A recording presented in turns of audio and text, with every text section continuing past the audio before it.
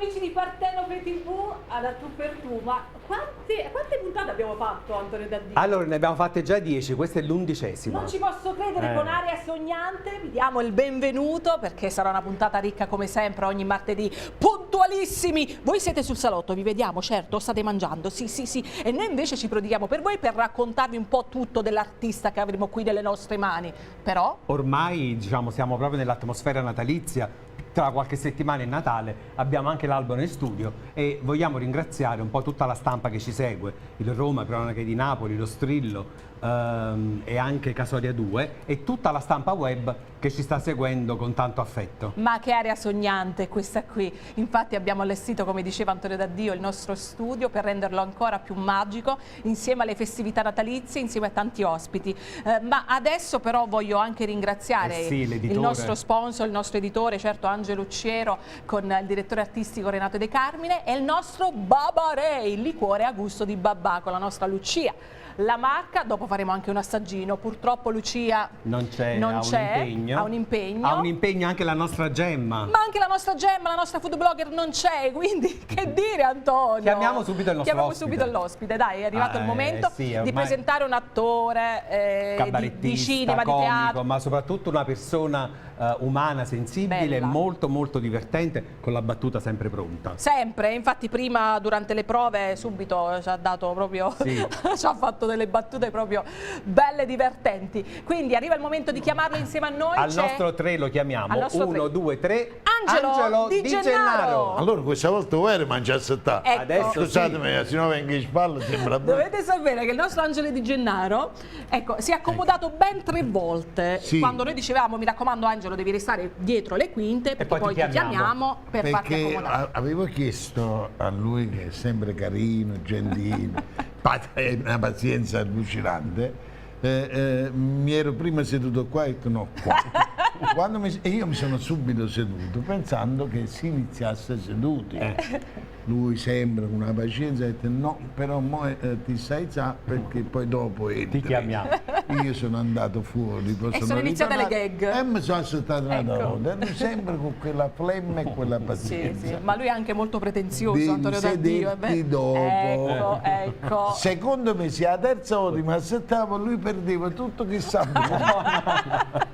Ti associ e ti mettere là. Ma ci accomodiamo finalmente da Tu per Tu, Angelo. Come stai prima di tutto? Mi verrebbe di dire abbastanza esaurito, grazie. Però non mi lamento, perché credo che il lamentarsi poi a che serve se lo fai con le persone giuste. Può anche darsi che quel lamento momentaneamente viene ascoltato, poi insomma la gente già è stanca. Allora è bene portare energia positiva, anche perché poi tutto quello che c'è. Io ho imparato una frase che mi piace tantissimo. Diccela. Parlando con tutto il rispetto per chi non è dichiaratamente uomo di fede. Io dico sempre, non raccontare a Dio quanto è grande il tuo problema, ma racconta al problema quanto è grande il tuo Dio. Una bella questa. Allora, parliamo dell'umorista che è in te adesso, perché adesso ci concentriamo sulla tua vita vissuta, su grandi spettacoli che hai realizzato tu stesso e poi grandi interpretazioni di film, anche cortometraggi, un po' di tutto. E poi entreremo anche nel tuo privato, con tante sorprese che ha preparato l'ufficio stampa. Antonio Daddio veramente mi dà una grossa mano in queste puntate. Però io la prima cosa che voglio chiedere vorrei chiedere ad Angelo è che ormai insomma mancano 2 settimane al termine del 2021, non nominando il problema che tutto il mondo sta vivendo, questo 2021 per te com'è stato?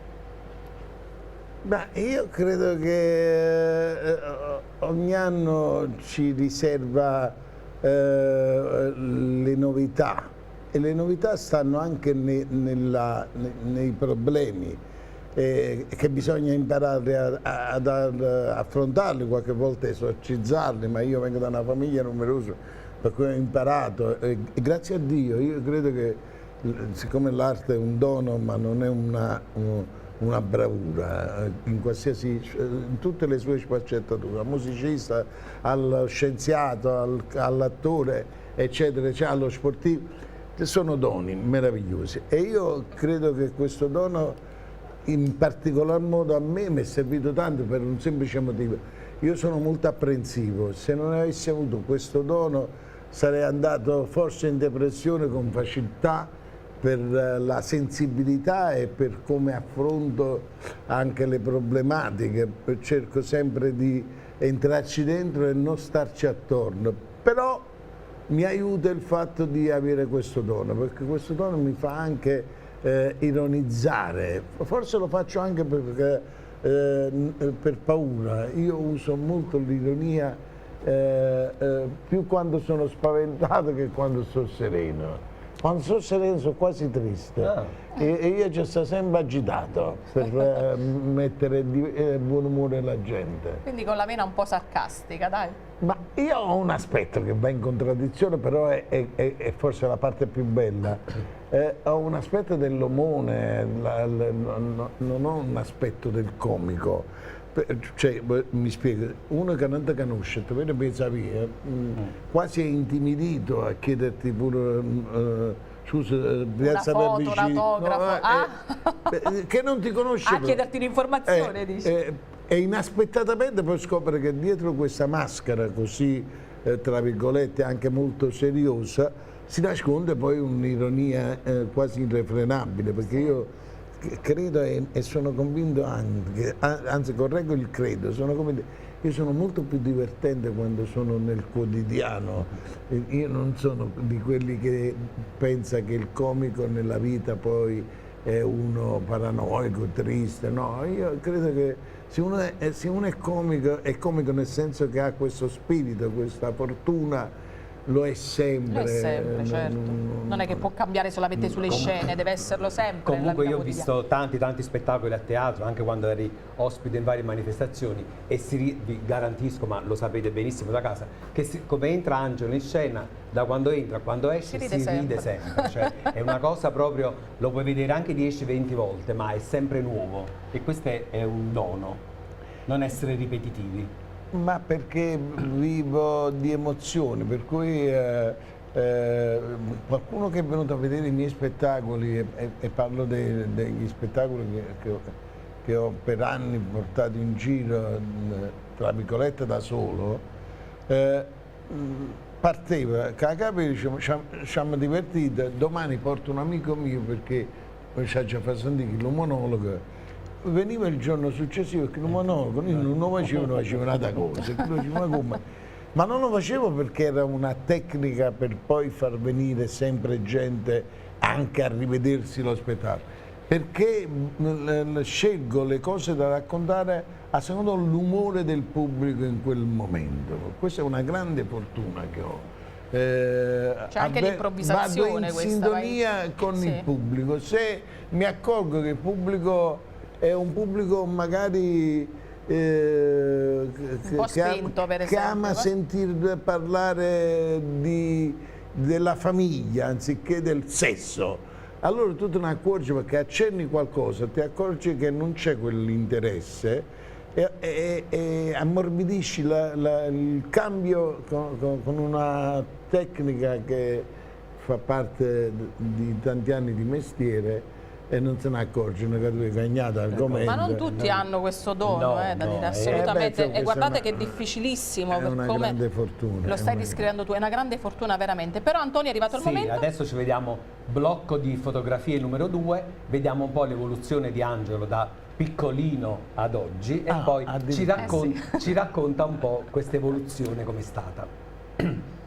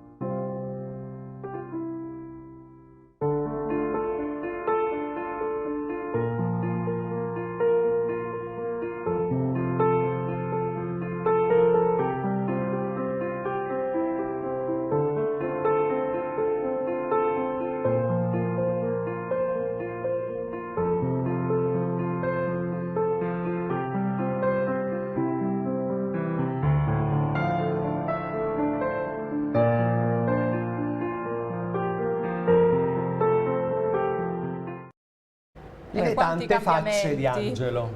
L'eterno bambino però, Sì. Questo sì. Negli occhi c'è, è come che mia nipote, che poi mio figlio, che si chiama proprio Angelo Di Gennaro, sì. Mettere le foto di quando ero proprio piccolino io e lui, ci somigliamo moltissimo, e lui ha il mio sorriso e gli occhi miei, come del resto mio figlio somiglia moltissimo, il secondo a me, il primo invece alla mamma. Il papà non l'ho conosciuto, però insomma penso che è una brava persona. Ma raccontaci adesso quando avevi i capelli e baffi scuri, fino adesso.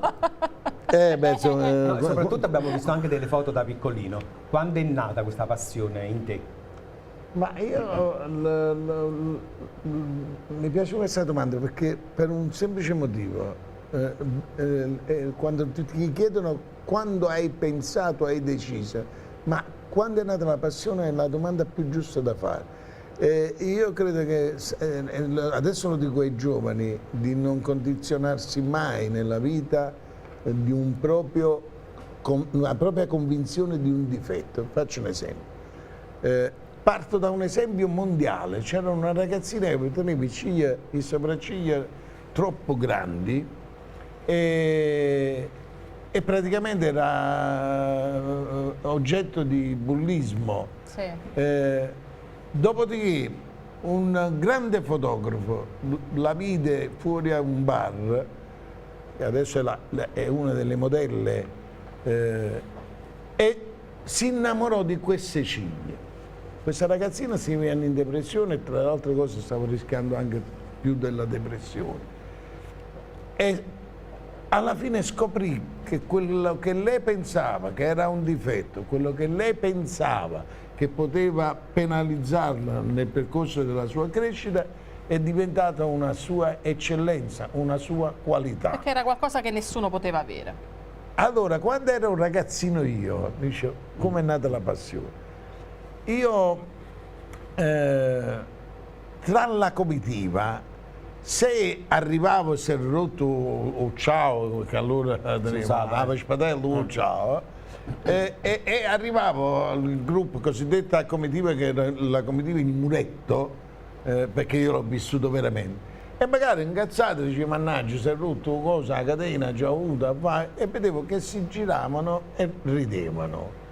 E io me ne stavo facendo un complesso, non volevo frequentare più la comitiva perché quando parlano gli altri qualsiasi cosa la prendono sul serio, a me mi pigliano come se fosse scema la comitiva. Non avevo capito che quella era la mia ricchezza, cioè loro si divertivano quando io raccontavo, anche se era una tragedia, era il mio modo di raccontare. Nacque la passione perché iniziai a pensare tramite gli anziani sono straordinari, l'anziana che mi disse: tu sei un artista inconsapevole. Allora ho detto, no, ma quale artista? La mattina già scendere a faticare, ho detto, no, tu sei un artista inconsapevole, tu quando parli canta, tu tieni una simpatia che non ti rende proprio conto. Alla parola tu tieni certi amici, no, però c'è un problema, che io quando parlo con gli amici, delle volte voglio raccontare anche cose che, però è che la ricchezza tu, si ti ascoltano e ci viene a ridere, la gente parla e si fa di a te, pure se racconti in un funerale che sei stato, ti vogliono sentire, perché tu fai godere quello che dici. E lì nacque l'idea di cavalcare quello che per me era un complesso, cavalcargli proprio, andargli addosso e dire ok, voglio sperimentare questa cosa. E infatti i miei esordi erano, e sono ancora oggi, io in teatro faccio ridere quando faccio riflessioni incazzate, quando mi arrabbio, quando faccio le mie riflessioni. Perché sei te stesso. Perché sono io.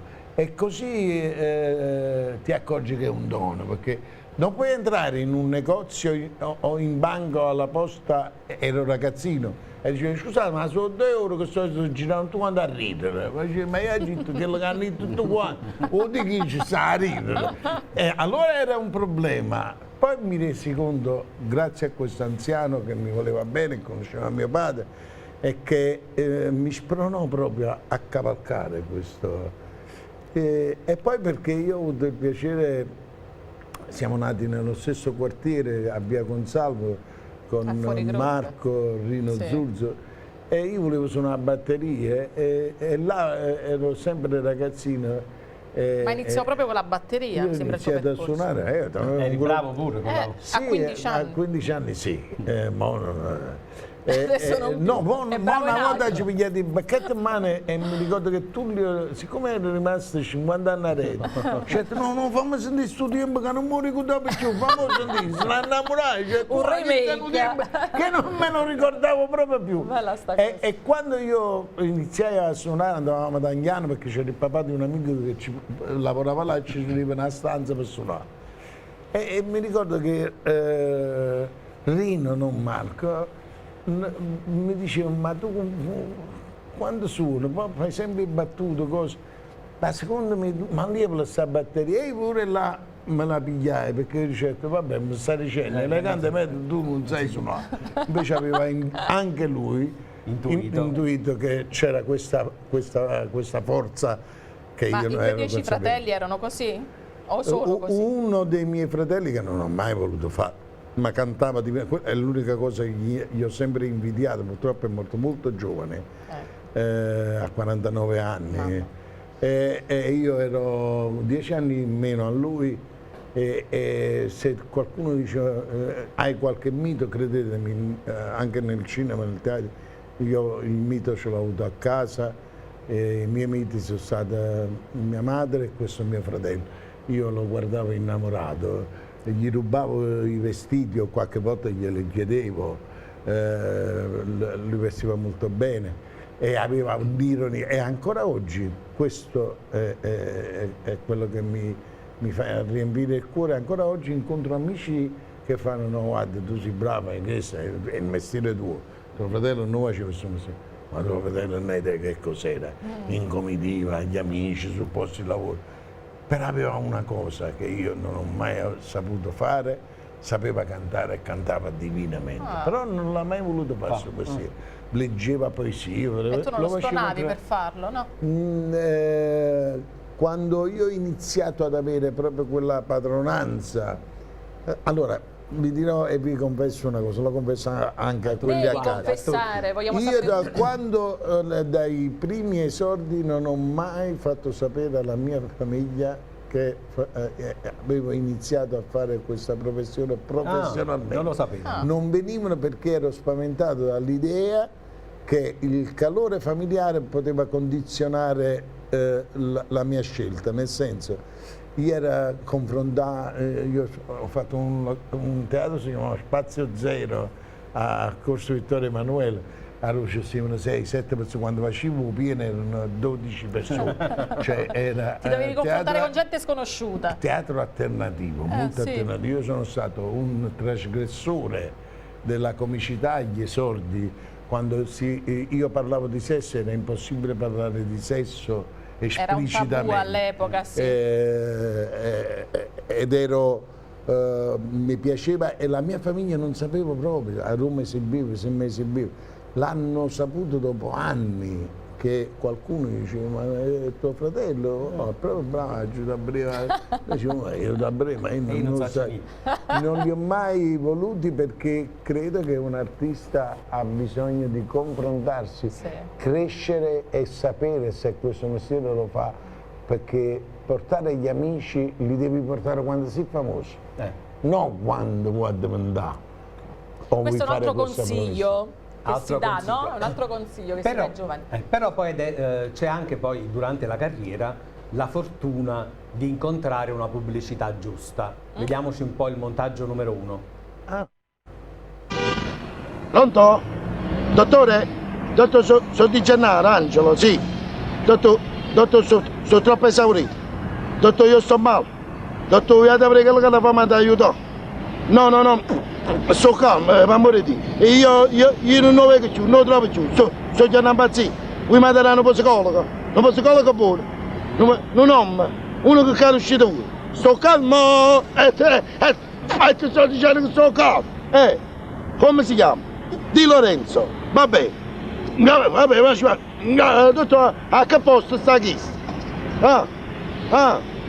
ci capi? Non dirai sta cosa. Vabbè, ci vado subito, grazie, vado a nome vostro, di Lorenzo. Ci capi? Sto calmo, sto calmo. State proprio tutto. Un bicchiere d'acqua. Non voglio niente, ci bevuto già. Allora un caffè, ma quando un caffè, ma forse tu ti offri qualcosa. Non voglio niente. Canzone, non ci. Non hanno fatto che la davanti. Ma ci pigliate, allora che poi un cappuccino, un bello cappuccino. Non fa. Babba. Ma l'hai fatto stamattina? Oh, quello è anche quella manetta. Quando mi rimbrato ci faccio un babero, so babero. Sta faccia bella. Ma siamo a Cefà. Nessuno ci crede, sa ci fatta la bambalina l'altra. Ma ci fatti stamattina. Ma ci fatti già. Non ci veda, non ci veda. La bottega che l'ha già detto.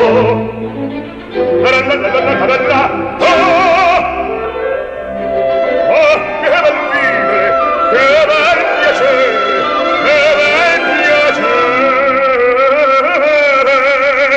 per un barriere. Siamo pronti? Sì. State calmi. Oh, come la volete? Ben cotto al sangue. La fede carne, me la fa una barba. State calmi, piano, Piano. Madonna, quando è Piano, mamma mia. Piano, quando è bello, ma creano sardina. Ma come quello di sardina? Ma che sorroso, non so più sorroso. Mamma mia, quando è bello. Questo non mi hanno mai detto. Quando è bello, mamma. Piano, non avete paura, piano. Piano, mi prego, piano. 10 pensate all'amore, sapete? Che pensate? Io voglio cantare. E come si fa? Canta chi l'ha preso, posso cantare? Perché posso cantare? Oh, ma voi questa la mette potete fare che le volete tu. Chiaro. Chiaro. Ma dai, tenendo un angelo, posso cantare? Sì, però chiaro. E so chiaro. Chiaro, mamma mia. Ma volate sta faccia, madonna? Ma la fatta fa? Madonna! Quanto bello! 10 pensate una voce. Ma da cosa, che pensate mo? 10 pensate di tagliare la faccia. No. Che se non lo può fare? E perché? Perché a me il sangue non mi piace. Non mi piace. Sulla merce. Hai capito? Vabbè. Tu sai tu. Tu ti hai ricoverato. Tu sei pazzo. Sì, tu sei pazzo. Fatti la tua barba, vai. Ecco qua. Diciamo allora, la lama era vera, No, e dicevo Per questo era teso, la Nino fortuna Danti. di incontrare una pubblicità giusta. Sì. No, ma allora dovete sapere che quando io feci uno spettacolo avevo fatto il San Carluccio, molte repliche e andò alla grande e pensarono, allora avevo magari ce ne stessero ancora di questi impresari, avevo Geppino La Feltra, che era una persona che purtroppo per mia sfortuna lui il settore suo era quello musicale. Sì. Però è stato uno dei primi a credere sul mio, tra virgolette, potenziale. E per una questione, anche perché era una persona per bene, amando il mestiere che lo faceva con grande eleganza, si pigliò questa briga di seguirmi. E in quell'occasione dice, senti, ma perché non facciamo un palazzo? Affittiamoci questo palazzo, visto che ha avuto un successo. Io ero un po' spaventato perché... E chiamò Antonio Annona, che io in quell'occasione conobbi Antonio, straordinario musicista, vabbè, ma poi un comico anche lui inconsapevole, di una comicità, vabbè. E mi fece le musiche dello spettacolo. Per cui quando io feci questo spettacolo, a fine spettacolo, i luoghi comuni e i preconcetti, Antonio Annona aveva invitato Nino D'Angelo. Io non avevo mai avuto proprio nessuno e non mi era nemmeno tanto simpatico, né mi piaceva il genere. Qui siamo proprio lontani. Quando fuori alla porta Antonio dice, Modras è un artista, un grande artista, è Nino D'Angelo. Io non pensavo che mi stavo prendendo per i fanti. Certi, no, io scherzando, certo, no, va a morire di manchi che ne fosse vero. Nino D'Angelo l'aveva la porta. Era lui. Ma lo sai, si è manchicano, no, io sto qua. Allora dice, no, vabbè, ma sinceramente... io l'ho detto con tutti i cuori, perdonami, perché non avevo il coraggio di dire ma almeno no, sei ci fatto una battuta. dai. A lui piacque proprio questo. Tutto sommato, alla fine mi disse che mi voleva parlare. Quando mi fece capire la pubblicità, io rifiutai perché pensai, no, ma camminare su un ciuccio di matrimoni e cose che io non ho mai fatto, non hai mai fatto, sì. mi sarei arricchito, Ecco. forse sono stronzo, è Dovevi pensarci prima. è poetica questa cosa. E concludo per non essere prolisso. Nino D'Angelo è un uomo di grandissima intelligenza e anche uno straordinario artista, perché poi man mano me ne sono innamorato della penna e delle cose che lui faceva, che io facevo, ma chi si sente inastivato queste cose? Ma questo è qualcosa di straordinario, ascoltarlo, sentirlo, quando a mezzanotte mettevo un coppano piano con un'urita e faceva sentire qualcosa che stava partorendo. Ma certo, ma questo è un genio, e mi sono ricreduto. Però lui dove mi ha convinto? Dice, ok, va bene, sappiamo che io magari non ti piace come genere e sappiamo pure che il tipo di pubblico tuo non verrebbe mai a vedere me. E stabiliamo l'anno facetta alla grande. Che tu tieni 100 fan, 100, io ne tengo almeno 40.000. Ma i 40.000 mie, se ti vedono a fianco a me diventano pure simpatizzanti tuoi. I 100 tuoi che parlano niente diventano simpatizzanti miei. A me mi serve per teatro pure, perché chi li 100 mi voglio portare a teatro. Ecco. Perché io sto facendo un'operazione anche teatrale. Alla parola 40.000 mie, a diventare pure, lui disse una cosa così umana anche. E non che voleva sminuirmi, che dice che i 102 valgono assai per me, perché me l'ha già conquistato. I 40.000 li tengo già, ma quelli là che andavano a teatro è più faticoso, perché devo fargli credere che c'è un cambio, ho tolto il caschetto, non sono più il ragazzino, già iniziava ad entrare in un'età, e lì mi convinse.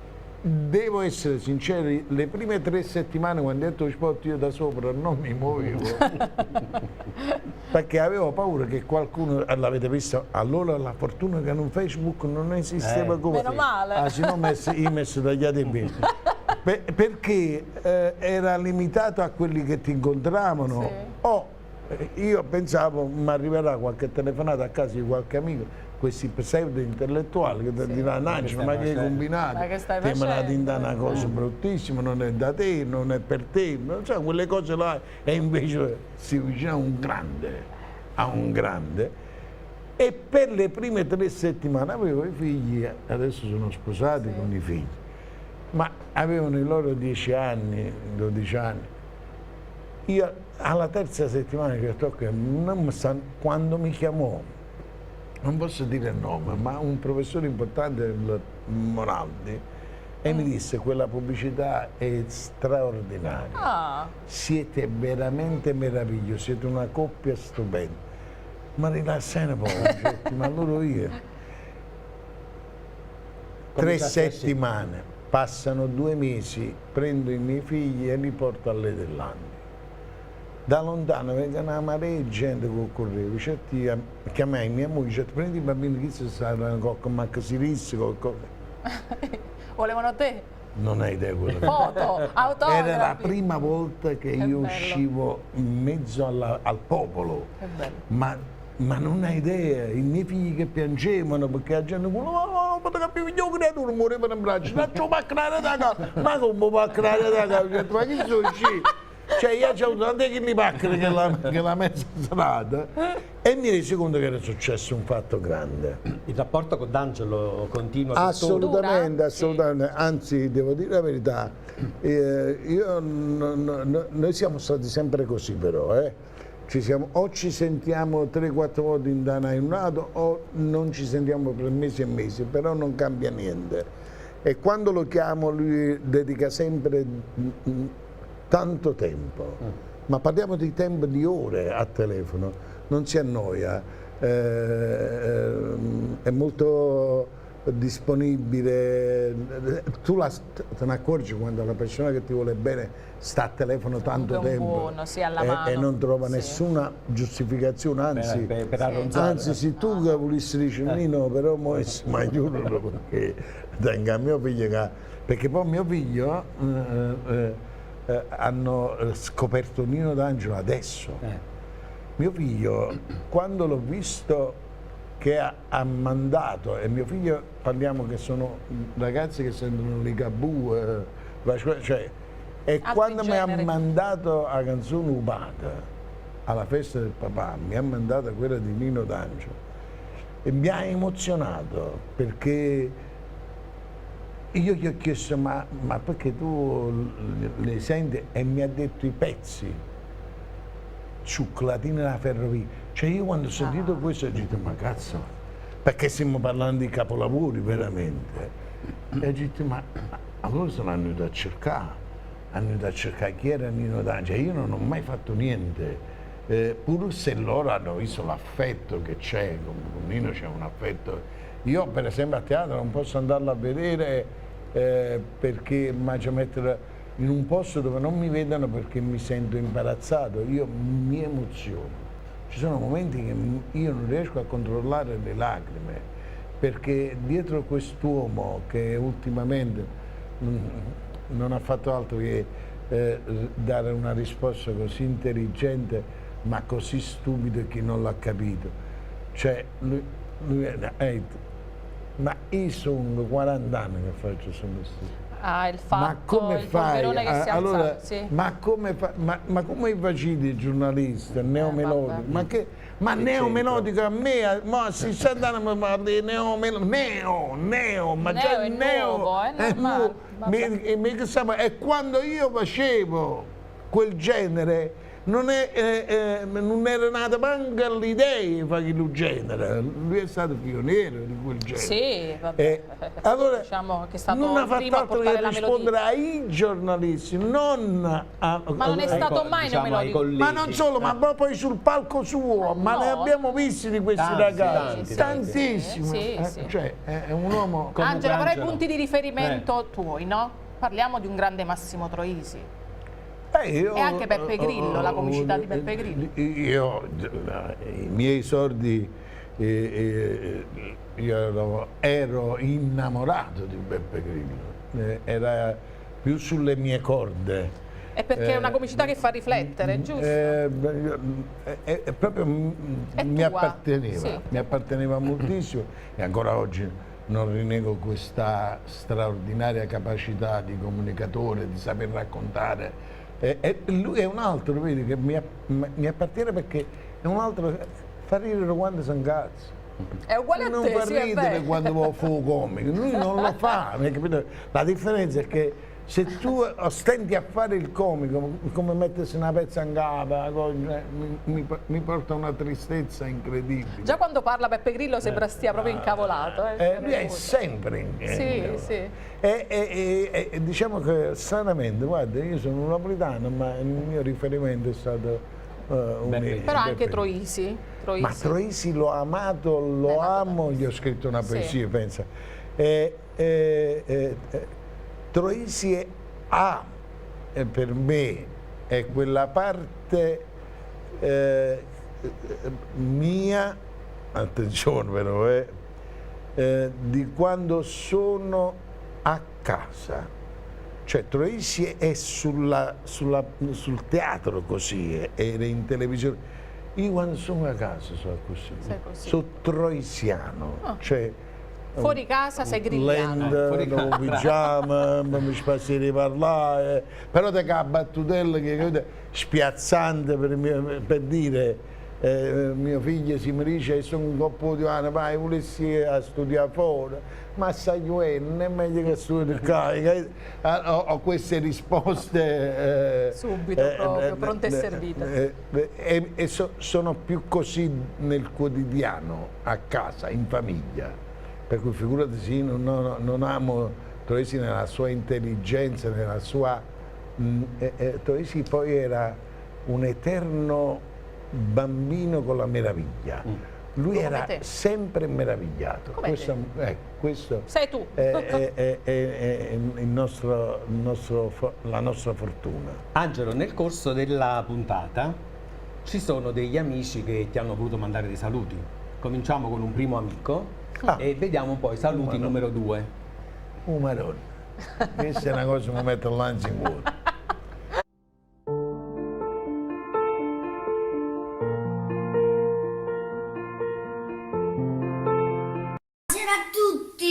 Ciao amici miei, che dire di Angelo Di Gennaro? Angelo, ti ricordi quando stavamo facendo il viaggio dopo il programma Italia Mia per Caserta per proseguire verso Napoli? Ebbene, noi dopo 10 minuti, un quarto d'ora, un banco di nebbia, camminavamo ancora dopo 20 minuti, 25 minuti. Angelo, ma stiamo andando bene? Sì, noi da papà io scimo a casa e siamo arrivati a casa tua, non ti preoccupare, ma Angelo, guarda, ma noi prima ci avevamo messo un quarto d'ora, com'è che stiamo a mezz'ora? È normale che non eravamo arrivati, a un certo momento vedi il casello, Caianiello. Mannaggia miseria! A Caianilla, io ero a casa mia, mi portato a Caianilla. Complimenti, come autista Angelo Di Gennaro è il numero 1. Amico mio, ti voglio bene, voglio altro che un minuto, ci vorrebbero mesi per raccontare le cose di Angelo Di Gennaro, tutto quello che combini. Un bacio a tutti voi, ciao. Allora Davide. Davide, ti sei emozionato? Sì. Perché lo portassi a Caianiello? Poi, perché? No. Dai. Davide sì. Davide... Perché proprio è un simpaticone, un amicone. No, ma c'è molto di profondo tra me e lui. Volevi stare più tempo con lui, tutte le verità che ci siamo raccontati, lui è stato sempre il mio grillo parlante. Gli voglio un bene incredibile.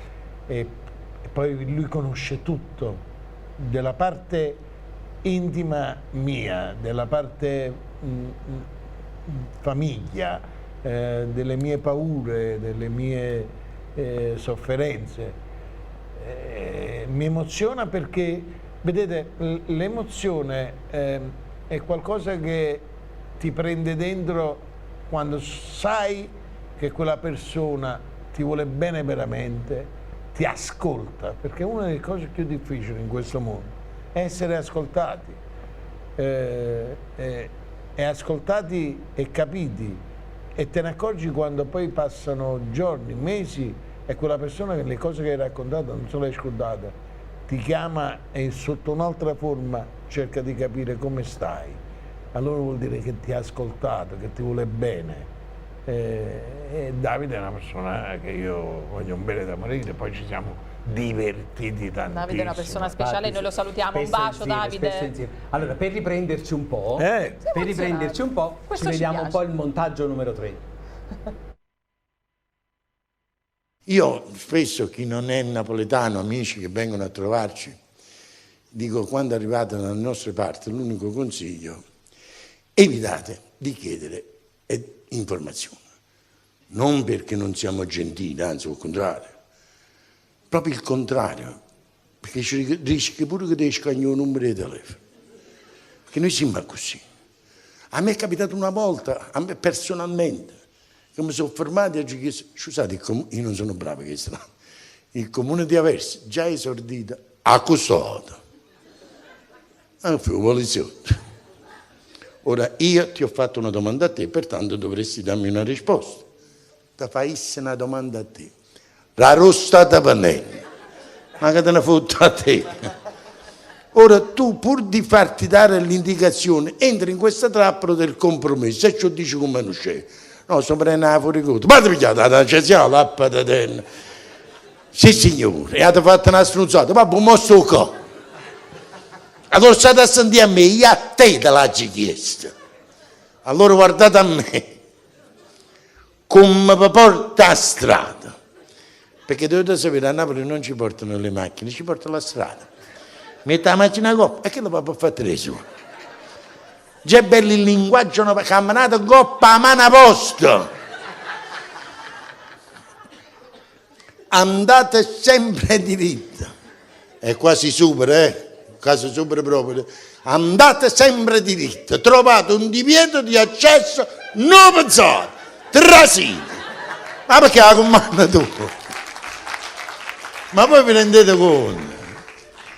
Poi come già ti ho spiegato, trovate 3 semafori, non il primo, non il secondo, o terzo è rotto. E perché mi dà questa informazione? Come me ne porta a me? Poi attenzione, quando chiediamo informazioni non è tanto importante ciò che dicono, ma quello che conta è guardare la mano, perché se non guarda la mano si è fottuto. Al terzo semaforo girate a sinistra, e canna, la mano, cadele a guardare buono. Poi girate un'altra volta a destra, trovate una rotonda, favorevole trovate una rotonda, ci girate attorno, e certo, faccio fuoco a volo. Poi girate un'altra volta a sinistra, un'altra volta a destra, trovate una farmacia, sta scritto farmacia. Ma grandezza è Dio! Ma perché poi fanno gli scherzi? È una farmacia, scrivono pasticceria. Ma là chiude quando dice io poi là vi lascio, chiedete. Ah, perché veniva presto a me fino a là? Questo è fin quando tu trovi una persona, ma si ti fa inventare un paesillo. E a sfortuna tu ti hai fermato vicino a un barricello in tuo paese. Tu a calofro, scusate, escono 2 loro. Arradai! Ma tu dici, allora dice, cardito, a cardita, sì. È già sbagliato proprio, è da nato posto, e infatti perché sto chiedendo? Sì, va cardito, non lo chiedevo. Un compagno, ma a Roma mannacchissimo, ma chi te sa? Cioè come ci fa a chista? Chi sei scemo non sa da sentire, allora dai, a cardita! Allora la prima cosa, trovate un ponte, ma no, lo trovate fra 3 chilometri, lo trovate questo ponte. E su terza, chi si sono dice, ma non stanno mannati. Se non metti in moto, se l'hanno ammazzato vicino alla macchina.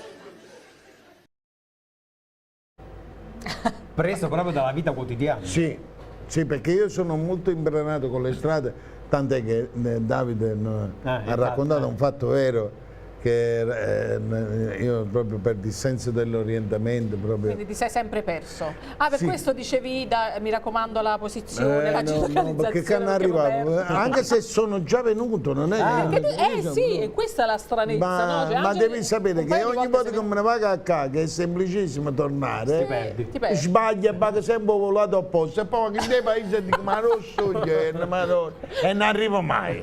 Per cui mo mi ha guardato una brena dalla città, appena esce a guardare la brena. Attenzione che invece di Chiaianello ti trovi a Teano, che è vicino, quindi attento dopo. Allora, parliamo un po' delle trasmissioni dove tu hai partecipato a carattere nazionale. Maurizio Costanzo Show, Tappeto Volante insieme a Giuseppe Nataro, Renzo Arbore, chi c'era più?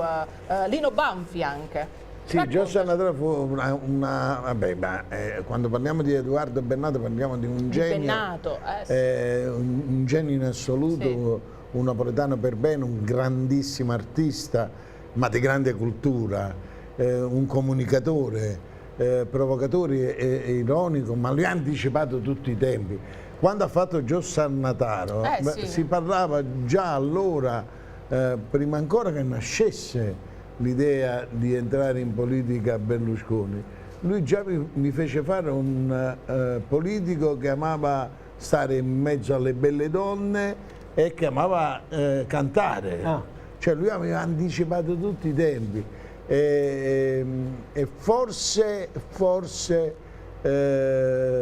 quello poteva essere un film straordinario portato al cinema, doveva andare in Rai, ma fu la partita della nazionale riportata in seconda serata perché ci fu un problema, non mi ricordo che, per cui andò troppo tardi il film, ma se andava in prima serata il film era di una bellezza, di un'ironia. Poi lui aveva interpretato questo Giuseppe Nataro che io quando l'ho visto truccato eravamo all'Upstock, dovevamo fare questa scena e io lo guardavo, poi dicevo ma scusa, ma Edoardo?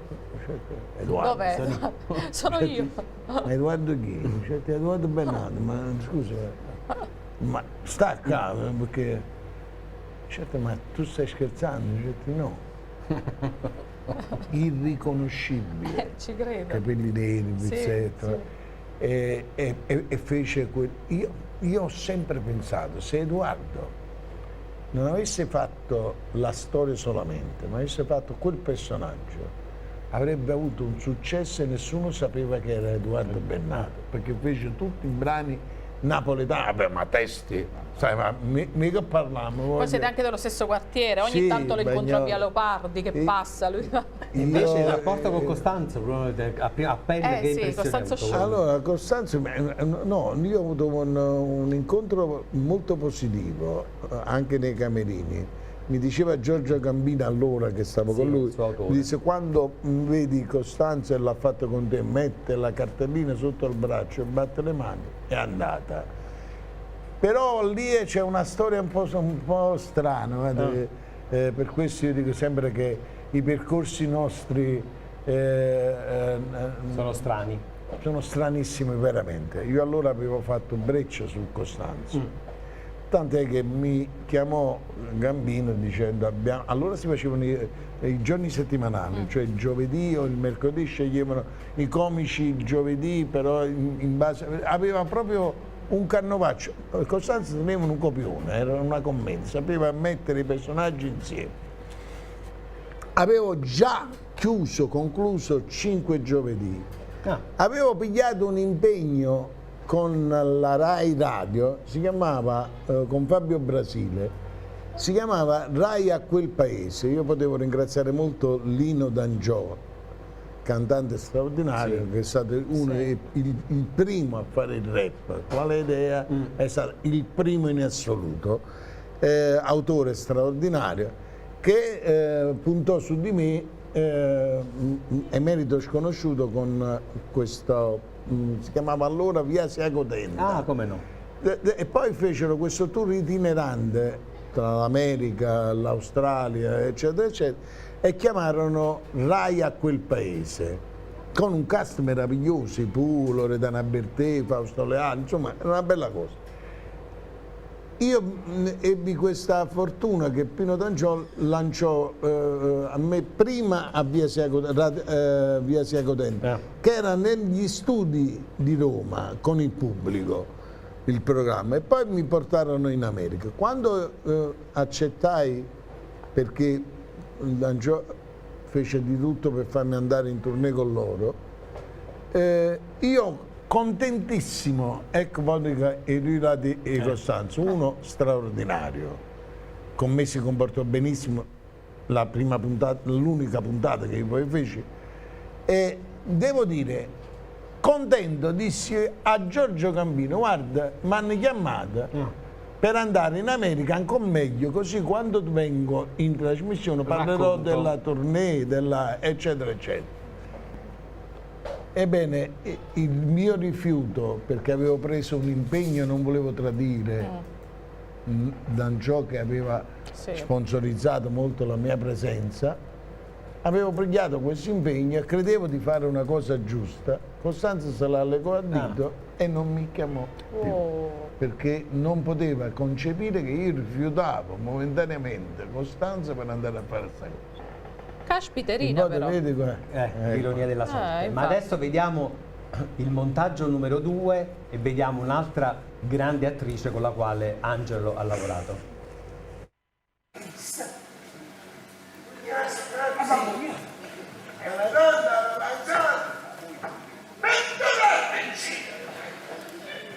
Ma mi viene spontanea questa domanda! Ma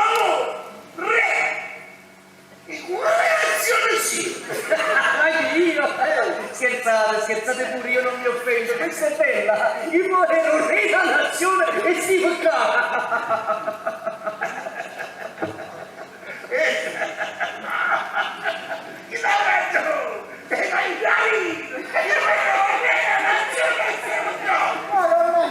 Allora tu vedi? Signore! Ma scusa, chi lavora tu? Tu dici che Filippo prima. Oh, bella, ma io così mi chiamo, signora Filippo di nome e primo di cognome. E papà così si chiamava, mentre mamma faceva... Ragazzi, Ma faceva Maria Antonietta di nome e di Francia di cognome. Vabbè, un secondo, versi, chi sono? Enrico, il nome del nonno, i miei cugini si chiamavano tutti come il nonno e noi per distinguerli li chiamavamo primo, secondo e terzo.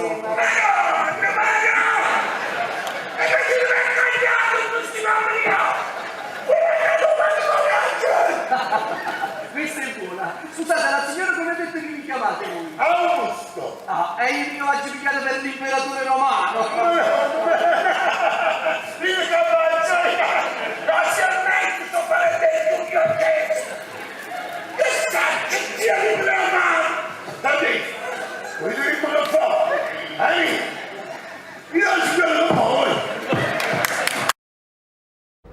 Compagnia con Gloriana, com'è lavorare con Gloriana? Ma Gloriana è una splendida persona, molto disponibile, poi sembra che ha esordito quel giorno che sta lavorando con te, questa umiltà, questa grande forza anche di donna, e sottolineo che un grande uomo era Pino Moris.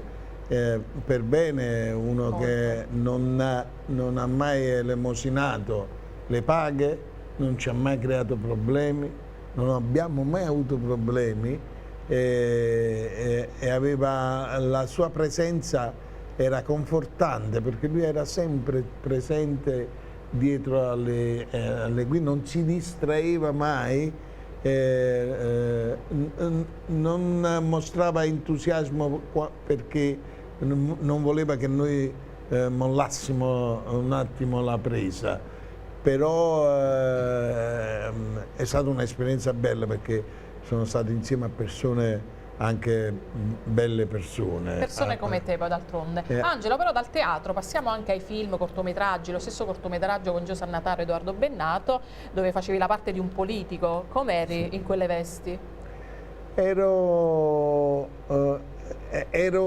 ironico nel concetto, non nelle battute, nell'atteggiamento, il politico che vuole cantare, il politico che ha queste belle donne a fianco a sé, sempre seduto nei locali.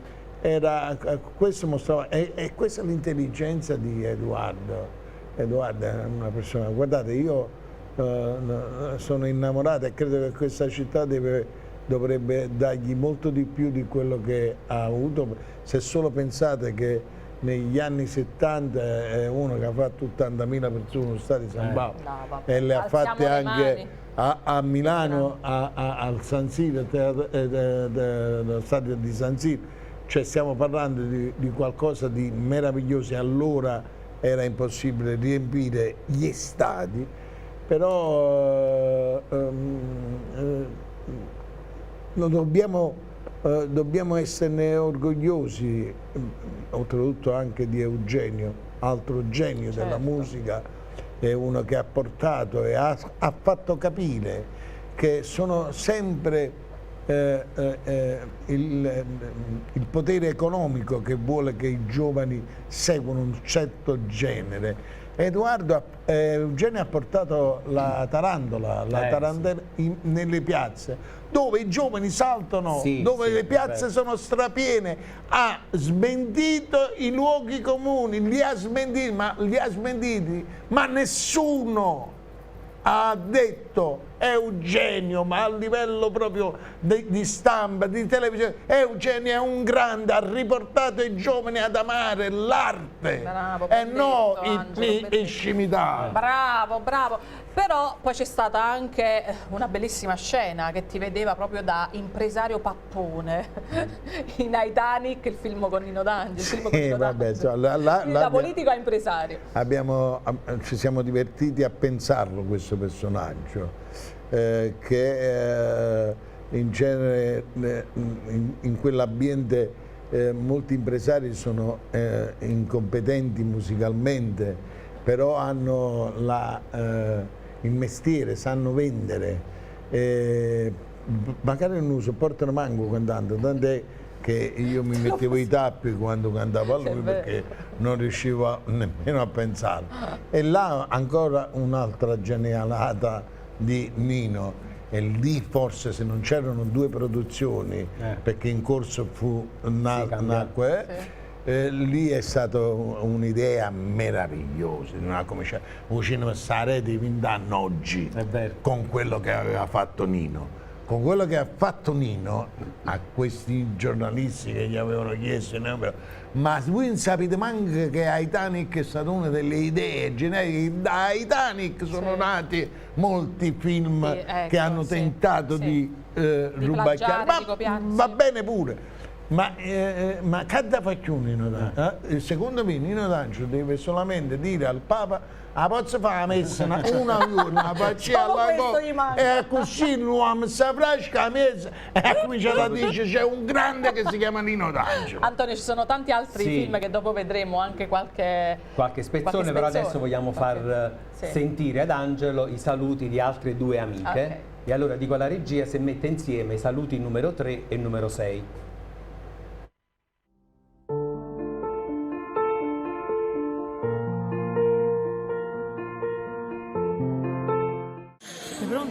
Okay. Ciao Angelo, è una sorpresa sicuramente, però tu me le fai pure a me quando metti le foto nostre, i momenti belli che abbiamo vissuto insieme, che ne abbiamo avuti tanti, no?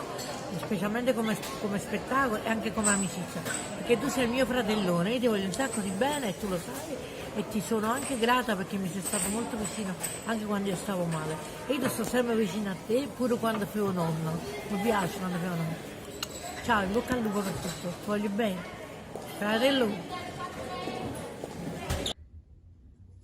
Ciao Angelo, sono Teresa Barretta. La nostra è un'amicizia ormai che dura da 40 anni, però ti devo dire una cosa che non ti ho mai detto.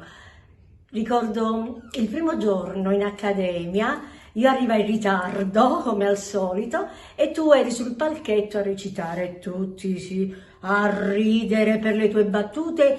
Io rimasi così, non risi per niente, incantata, e pensai, questo è un grande artista. Angelo, sono passati 40 anni e per me sei un grande artista. Baci, baci, baci, baci, baci, baci, ciao! Vogliamo vedere anche l'Accademia di cui parlava Teresa, c'è una foto che mi ha mandato Teresa in cui si vede una parte qua c'è anche della compagnia. La mia sorellina, un'altra sorellina, Maria Pia Calzone, che Maria Pia sta qua, sta seduta là con voi. Eccola là, proprio seduta a fianco. E Maria Pia già allora, vedi, poi si vede il talento.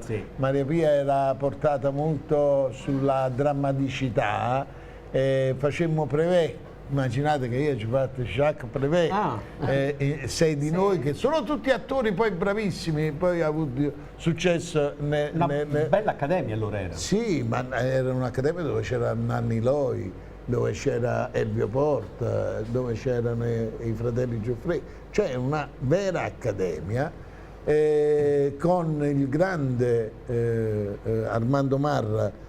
Ormai purtroppo non c'è più. Armando era una straordinaria maschera, ma un attore, lui faceva l'officina del teatro, lui era come io credo ancora oggi le scuole, parlare scuola di teatro è qualcosa di inverosimile.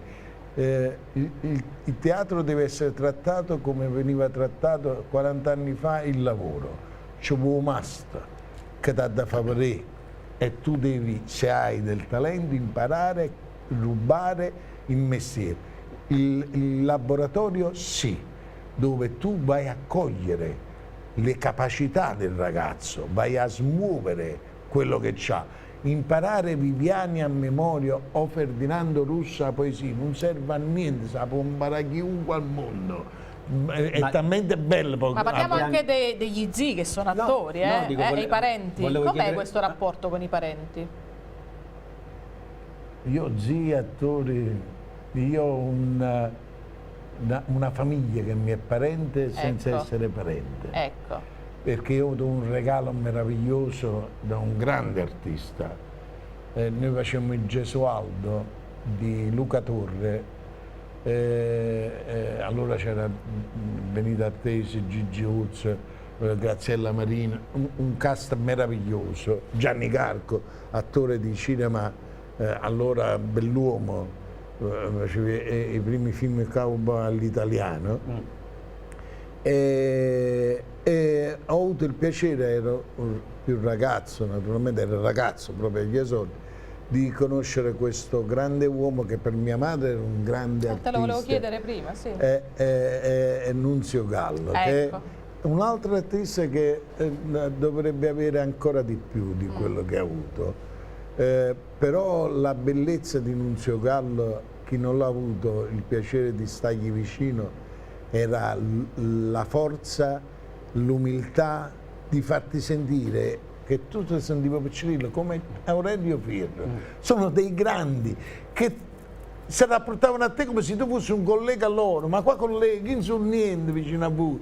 E Nunzio un giorno mi chiamò a Benevento, c'erano una serata dedicata ai figli d'arte, i figli di Aurelio Fierro, i figli di Gallo, i figli di Rondinella, insomma c'erano. Mi chiamò e dice: è una grande serata a Benevento, sono i figli d'arte, dice: mi fa piacere, venga a vedere, perché mi fa, dice: no, forse non hai capito, tu vieni e stai in coppa palco con noi. Ma con te Nunzio, e io c'è secco. Bella soddisfazione. Per me tu fai parte della famiglia e sei un figlio, e lo dico anche ai miei figli. C'era anche Loredana Gallo, che io voglio un bene da morire, che voglio un bene da morire, oltretutto lei amica, guardi, una piccina amica, sorella con mia nipote, e quando io sono andato là, io fino a che non salivo sul palco pensavo che era uno scherzo. E lui mi ha presentato come figlio d'arte nella famiglia Gallo.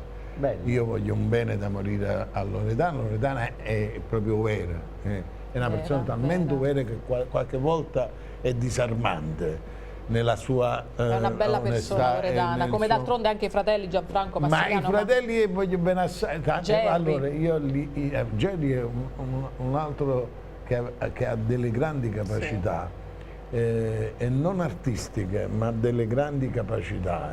Ecco, non ha seguito le orme dei fratelli, del papà. È un altro talento. E Massimiliano e Gianfranco sono persone che io non posso mai non volergli bene, perché... Hai fatto Quartieri Spagnoli anche tu? No. Del 2008? No, non l'hai fatto? Massimiliano ultimamente mi ha reso felice, perché con tutti i suoi impegni, io essendo diventato direttore artistico di Nocera, ho fatto degli incontri, mi sono inventato gli incontri con gli artisti. Massimiliano non ha esitato a venire, come lo stesso Maurizio Casagrande, come lo stesso Biagio Izio, che ultimamente, l'ultima data che io dovevo fare, che lui con 1000 problematiche, questo sono dimostrazioni di grandissimo affetto. Biagio io l'ho tormentato, ma non solo, ma lui si scusava quando non riusciva a trovare il ritaglio, il tempo.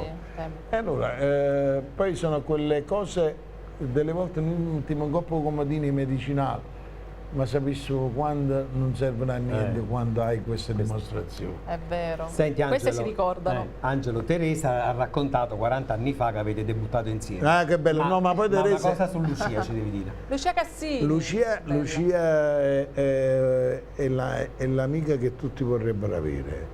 Lucia è io la chiamavo Piccerella, perché Lucia non è mai cresciuta, lei veramente non è mai cresciuta. Lei continua, lei non si rende conto manca di essere Lucia Cassini. È stata la prima a fare cabaret donna, ha fatto tutto quello che magari oggi la gente sovvenne perché per fare un quarto d'ora vicino a un artista, un quarto d'ora. Lei è stata vicina a tutti. Ed è stata in un momento dove era difficile che la donna si potesse imporre, un momento difficile, ma la sua forza è che è l'unica a non sapere che è una grande artista, è proprio Lucia. Lo sanno tutti quanti, chi non lo sa, e chi non se ne accorge dirà: ma mi faccio un autografo se sì. Una donna umilissima davvero, con grandi qualità. Un Grandissime saluto, Lucia, qualità. un saluto Sì, da parte grandissime nostra. qualità. Ma intanto, Angelo, vedete queste altre fotografie e poi le commentiamo insieme. Vai, vai, ancora commenti. Blocco numero 1, vediamo un po' qualche cosa della carriera e degli incontri di Angelo Di Gennaro.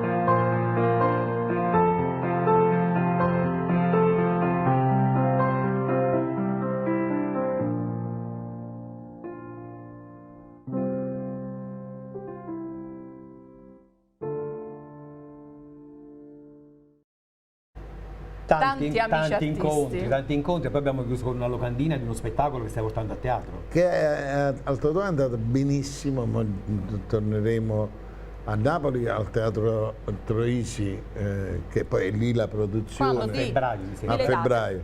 È una commedia molto divertente, trattiamo in un modo, questo mi piace moltissimo, trattiamo con molto garbo e tiriamo fuori tutta l'umanità, tutta l'amore, perché quando si parla di, tra virgolette, cioè ben chiaro, gay, si parla come si rappresentassero il sesso, il gay e il sesso, mentre invece nessuno ha capito che dietro questa figura c'è la parte più bella, c'è l'amore.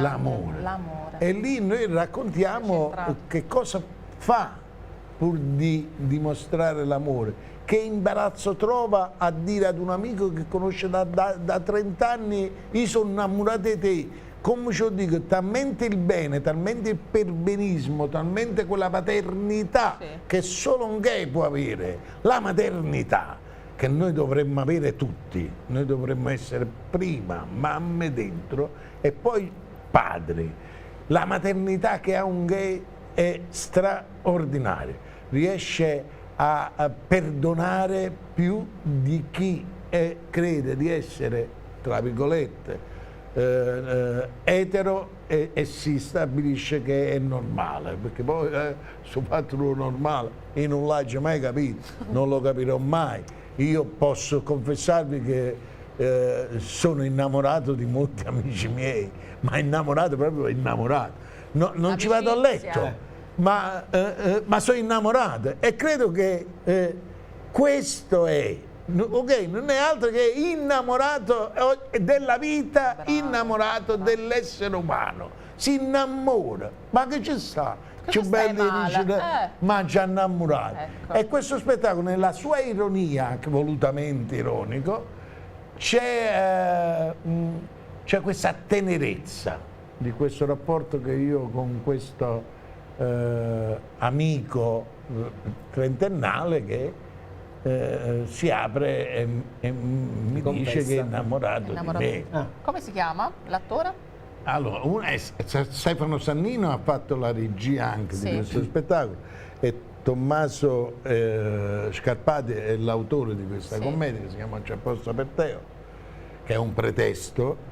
C'è Fabio Reale che fa questo amico, che poi lui canta anche divinamente, canta divinamente, bene, che poi si scopre questo amico che è innamorato, tanto che è innamorato che lui è indebitato con gente di malaffare e gli risolve il problema economico proprio perché è innamorato, che non lo farebbe nessuno. No. Quindi se siete curiosi, normale. A febbraio, siete curiosi, a febbraio al Teatro Troisi di Napoli. Saremo a Salerno a gennaio, poi a pagare, però a Napoli al Teatro Troisi, dove la produzione l'ha fatta il Teatro Troisi nella persona di Pino Oliva. Pino Oliva, che salutiamo. Che Ciao, è un altro pazzo confermo. che si sa stare a un tavolino di poker gli smezza una vita perché lui gioca senza avere paura del tavolino. È vero. Gioca proprio d'azzardo con gli spettacoli. Sì, altri film. Altri film. Voglio concludere il discorso sui dei film e ti dico, dopo Titanic nel 2000, arriva Ladri di barzellette nel 2004, poi Un figlio a tutti i costi, Lista civica di provocazione, San Gennaro votaci tu nel 2005 e poi invece gli ultimi, quelli recenti, Made in Cina napoletano con il nostro Simone Schettino e poi dopo... Un'altra bella idea, quella è stata un'altra bellissima idea, ma purtroppo vicino se non fai che i soldi. E se non fai la distribuzione, se non lo fai con chi ti fa la pubblicità e chi ti fa in televisione, tu fai a casa tua. Gli ultimi due freschi. Com'è stato? Vabbè, dopo ti chiedo. Terra Viva e Io Giusico, ma com'è stato lavorare con il fondamentalista napoletano? Ma no, io poi là c'è un affetto, là ci vogliamo proprio. Allora, là siamo fan l'un dell'altro. Cioè anche Simone ti adora, No, a noi ci viene proprio a ridere, insieme, veramente insieme, fuori da quello che è il mondo dello spettacolo, noi ci scompisciamo dalle risate. Siamo veramente come se c'è.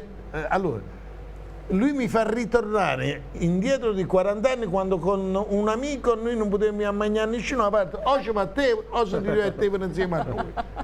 Non c'erano soluzioni. Lui poi, a differenza mia, è molto più controllato. Quando mi arrabba troppo, se lo fai vicino perché dice mamma fa trovare guai, perché poi ride e non si controlla, lui non si controlla. Invece poi Antonio l'ultimo, intanto tu si prepari un po' di Terra Viva, però due parole. Terra Viva è un'altra bellissima idea, una bellissima idea di Luigi Libera che è riuscito ad entrare nelle eccellenze campane. Ma ha fatto conoscere anche a me alcuni. Visto il film, stavi là delle mele annurche, mi ha fatto vedere cose. Lui è visceralmente legato, vedi poi tutti quelli bravi, quelli che hanno qualcosa da dire, fanno molta fatica, ma il tempo è nobile. Ci sarà ricompensa, non è importante quando, ma ci sarà la ricompensa. Lui poi è un chansonnier, canta in modo così per bene, così bello. Purtroppo noi siamo abituati a salsa che scende qua. E come è stato collaborare invece con una nota cantante napoletana? Anche lì io avevo le mie perplessità, no? Conoscendo me. Poi ho scoperto questa ragazza straordinaria nella sua semplicità. Peppe, vabbè, che gli sta dietro come proprio terrorizzato. Sai quando uno dice tengo una figlia ma già sta accorto, aspetta, non aiuto. Molto premuroso Peppe. Molto. E sembra un omone di quelli... sembra forte, sai, all'impatto dice mamma mia, questo chi è, invece tu mangi mezzo pane, cioè alla fine metti mezzo pane a tua madre. Angelo, parlando di dolce però, noi vogliamo offrirti un po' di Babbarè, liquore al gusto di babà. Ti piace il liquore? Sì? Ok, ringraziamo quindi Lucia Lamarca e ringraziamo comunque tutta l'azienda che fornisce i Babbarè, liquore al gusto di babà, speciale con pezzettini di babà, quindi compratelo, acquistatelo anche per Natale per fare un regalo. Veramente, va regriata proprio bevendo, sorseggiando questo forse liquore. È il termine più giusto. Ecco, l'ho detto in napoletano, verace, quindi ve lo offro. Intanto Intanto vediamo se la regia mette insieme le sorprese numero 5 e 6. Anzi no, aspetta. 4 e 5.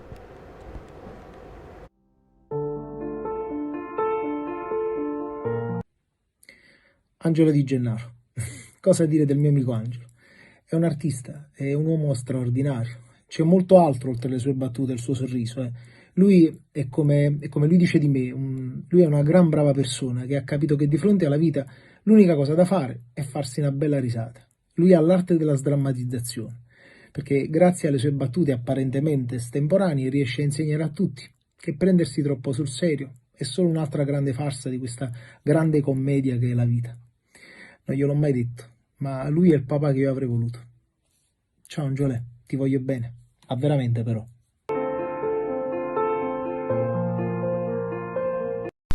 Beh, Angelo ha una grande apertura, no? Su tutte le religioni. Questa è una cosa molto bella. Mi ricordo bene questa frase che porto sempre con me. Lui prima dello spettacolo, del nostro spettacolo, mi disse: la cosa importante è il nostro obiettivo. Tu lo puoi raggiungere con l'automobile, io con il treno, tu con la tua religione, io con la mia religione. La cosa importante è avere chiaro la nostra missione. Grazie Angelo. Ciao. Sentite anche la nota del contrabbasso. Ciao Antonio, ciao Ida, buonasera dal vostro Mago Marvin. È un piacere potervi salutare a distanza. Fatemi salutare però quel carissimo amico di vecchia data e collega Angelo Di Gennaro. Che cosa dire di Angelo Di Gennaro? Qualunque cosa potrei dire è superfluo, tanto tutti conosciamo Angelo. Forse non tutti riescono a ricordare che è un sottile e bravo autore, oltre che attore, cabarettista. E che cosa dire? Quando ci acchiappiamo sui nostri spettacoli e abbiamo un attimo di tempo e di tregua prima delle uscite, a volte siamo soliti fare lui qualche battuta, io qualche gioco di prestigio. Lui dice sempre: "Chissà, ma m'hanno manicomia". A tal proposito, lasciate, perché io possa fare un giochino, un bullone e un dado, una cosa semplice, così ne approfittiamo per salutare e mandare un manicomio, se possibile, Angelo. Però vorrei stringere il campo, così, stringiamo il campo d'azione. Solo con la forza della mente proveremo un effetto molto particolare. Occhio.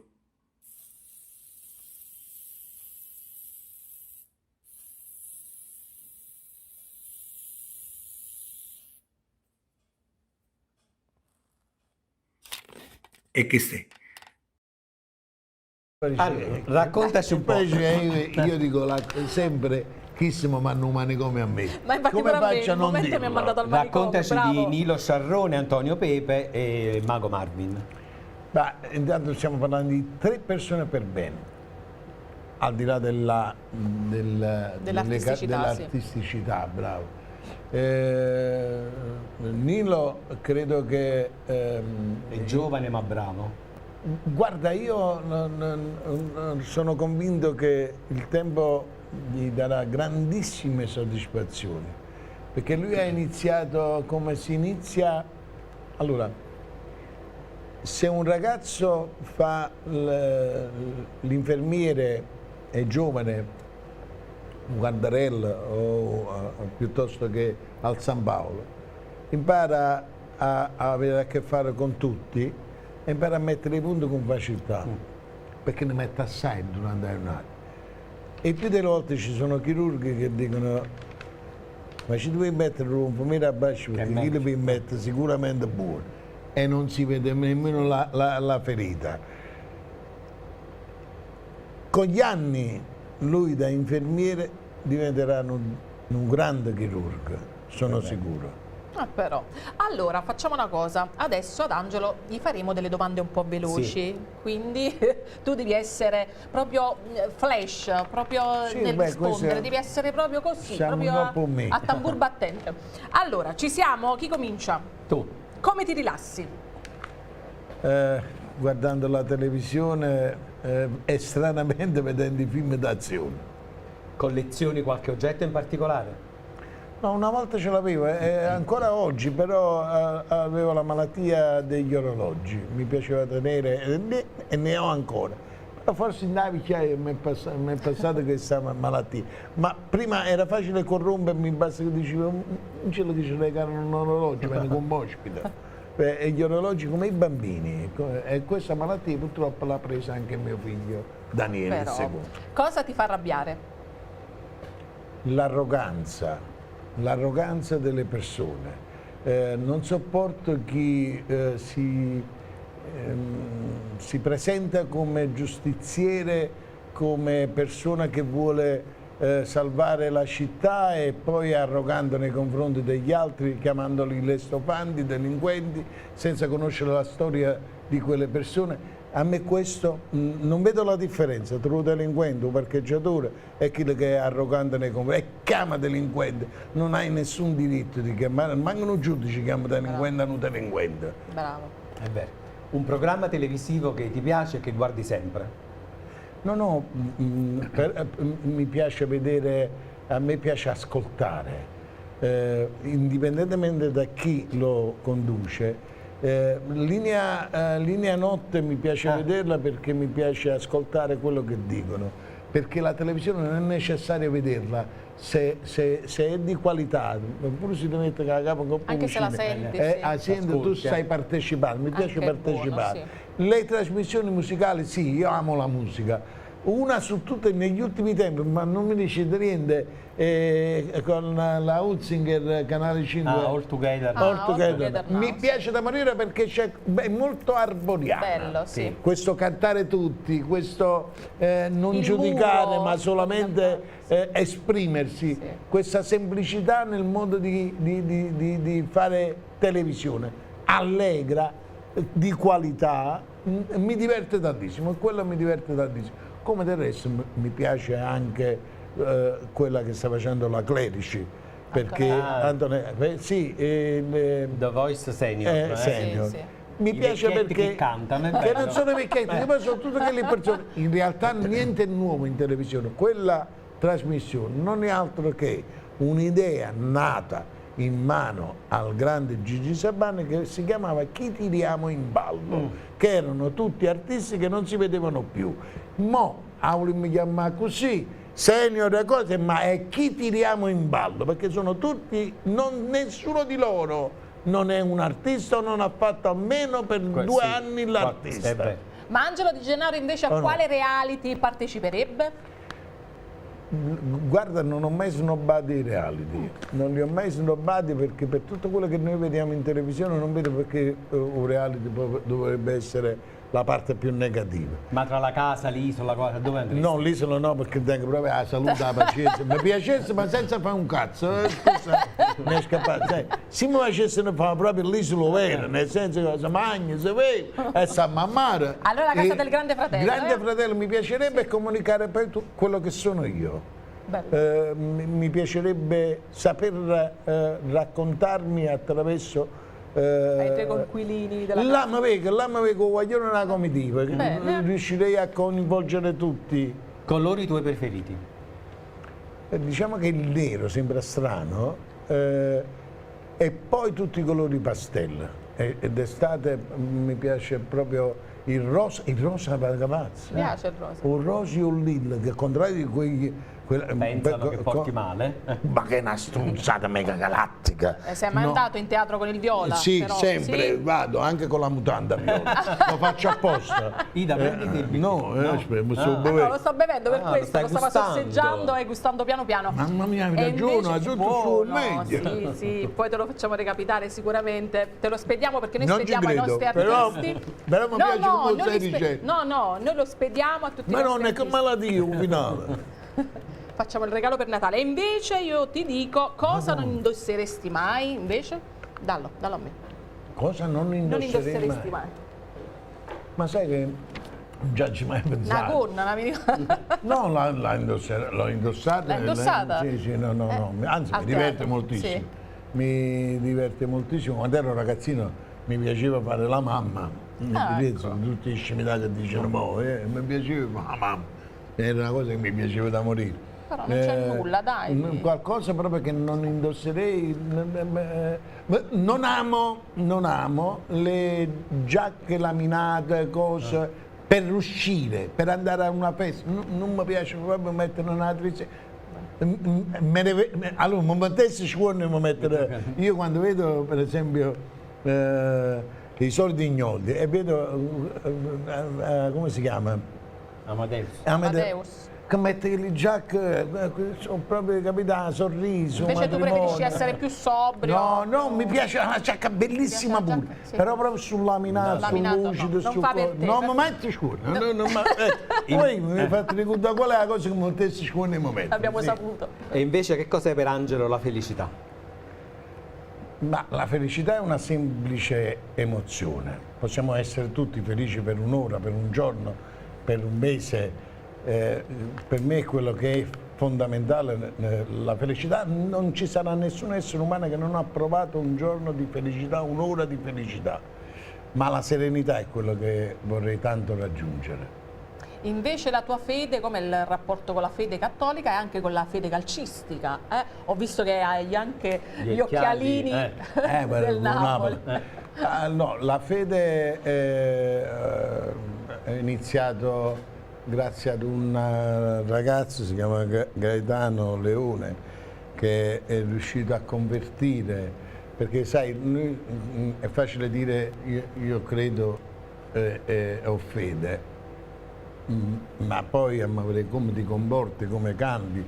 Allora se tu tradisci, se tu fai il furbetto e fai questo, però magari ti fai la croce la mattina, non serve a niente. Sì. E io ero uno di quelli che diceva ho fede, poi mi sono accorto grazie a questo Gaetano che era una fede fasulla. La fede ti insegna a rinunciare, ti insegna a saper perdonare, ma perdonare significa proprio non avere l'orgoglio di dire mi ha fatto una cattiveria. Ho notato che la fede è straordinaria, i suoi miracoli sono talmente tanti che se tu li vai a cogliere dici ok, allora esisto per te. Faccio solo questo esempio: se tu mi hai fatto del male, prima ancora di conoscere Gaetano, io me la prendevo e ti mantenevo il punto. Poi con la fede che impara, che se io vengo da te, ti faccio una carezza, ti pongo un bacio e dico ieri mi hai fatto male assai, però ti voglio bene, ti pongo pure un bacio. Questa è. E questa è la risposta che non è immediata, ma da portare a casa tu. Ti metti nel letto e non dimentichi più quel gesto e inizi a cambiare, a convertire le persone, perché se tu non riesci a rinunciare anche a quella parte tosta, quella scorza di orgoglio, allora sei lontana dalla fede. E sono i gesti quelli che contano. E invece sacro e profano, il rapporto con la superstizione? Allora credimi, ma questo anche quando ero ragazzo, non sono stato mai superstizioso. Credo nei gesti, che sono qualcosa che ti... faccio un esempio. I gesti come superstizione. Se dici a un bambino, ecco questa, tieni l'orologio in mano che non anneghi, il bambino tiene l'orologio in mano e galleggia. Io credo in questo, credo che se quel gesto prima di entrare in scena è l'orologio che non mi fa affonnare, io lo faccio. Vabbè, terminiamo allora col rapporto invece con la fede calcistica, il tuo grande Napoli, dai. Beh, quella è qualcosa ti arrabbi quando non segna, ti arrabbi. È qualcosa che ti porti da ragazzino, poi uno che è nato a fuori grotto, vicino allo stadio di San Paolo, aveva il pallone là fuori, dove a Soccavo avevamo il piacere di andare a vedere anche le partitelle e l'allenamento, si entrava, eccetera, eccetera. Sono cresciuto con quel calcio, anche se vogliamo, anche più sanguigno, più ingenuo, più vero, rigido, dove i calciatori li potevi incontrare con facilità senza diventare delle star, ma erano calciatori.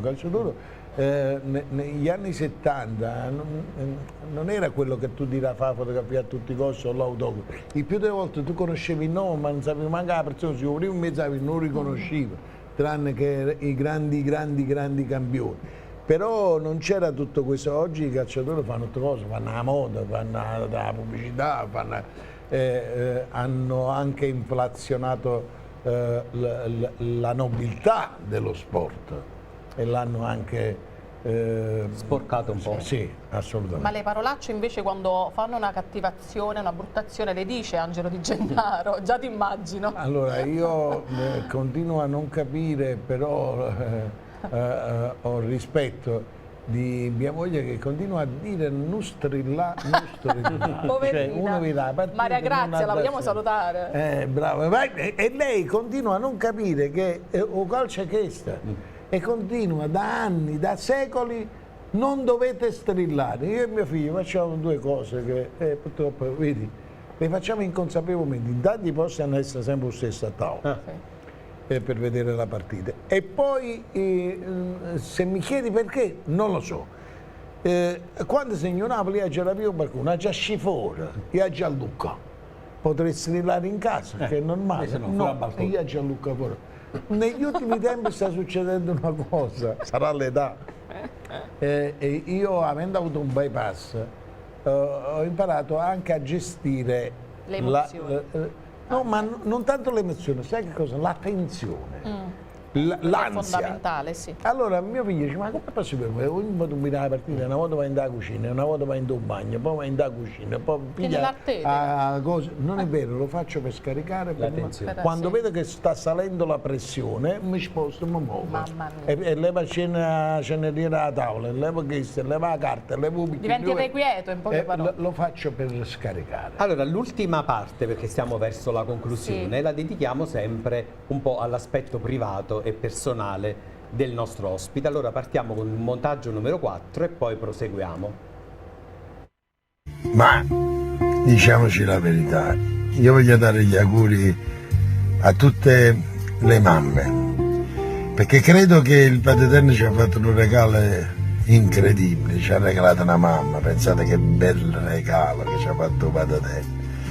E allora vorrei fare l'augurio a tutte le mamme, a quelle che sono ancora presenti nelle nostre mura, nelle nostre cucine, a quelle che ti aspettano ancora affacciato un balcone, a quelle che aspettano che tu faccia una chiamata per dire sta senza pensiero, torna più tardi, a quelle mamme che hanno sacrificato l'intera vita per renderci felici. Pensate quanto sia difficile per una mamma far felice un figlio e quanto sia facile per un figlio far felice una mamma, non ci vuole niente, basta che fai una carezza, ci mandi i fiori fuori dalle regole, la porti a mangiare un gelato, che sa, c'è una citofonata pure, passa per sotto la casa, mamma tu volevi dire che ti voglio bene, guardate quanto è bella questa parola, quando rende felice una mamma, quando vede una mamma anziana, specialmente anziana, quando in coppa comodino c'ha i suoi medicinali, c'è voluto fare scetate, pure si sono che da notte, scetate e dici mamma,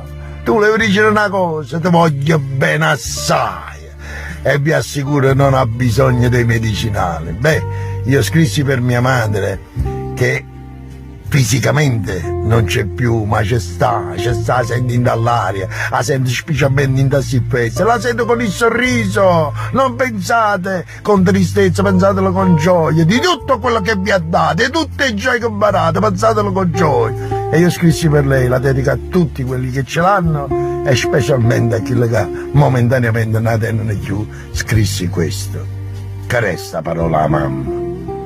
La mamma è cosa più cara che un figlio può tenere.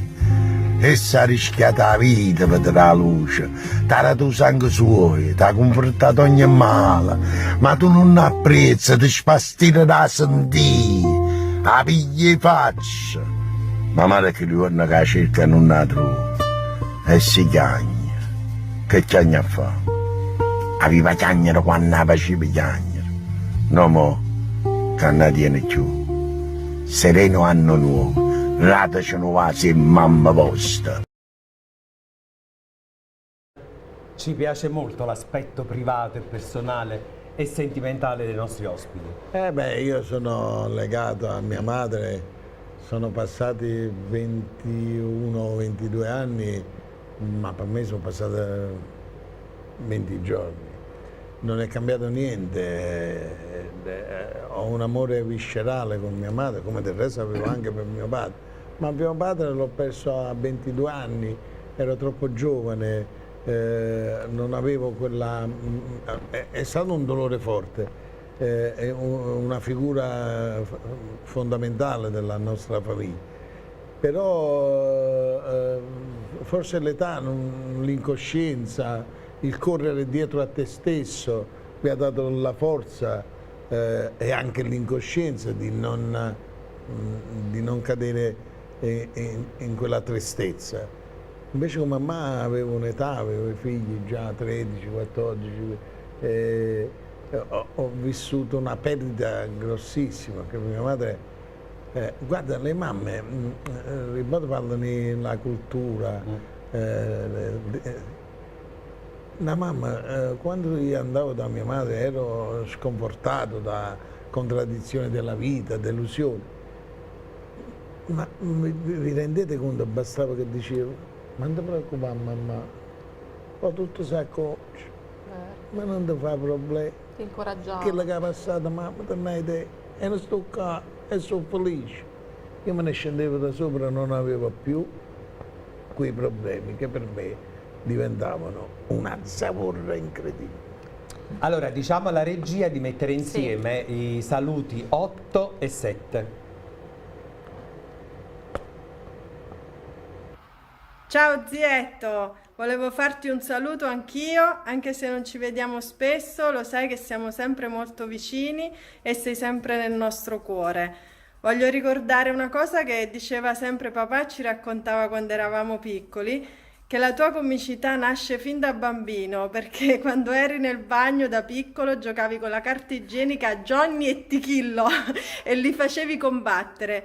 Io penso che per diventare un grande comico devi avere un'intelligenza acuta e un grande cuore per leggere tutte le situazioni che ti accadono nella vita con una chiave ironica che ti fa vedere tutto con uno sguardo diverso. E tu quello sguardo su di noi e sulla tua famiglia l'hai sempre avuto. Un abbraccio.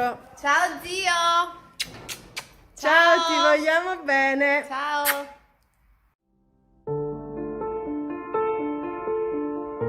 Ciao, spero che sia gradita la sorpresa. Sono stata contattata, non so tra tanti perché proprio io, ma comunque mi fa piacere farti questo videomessaggio.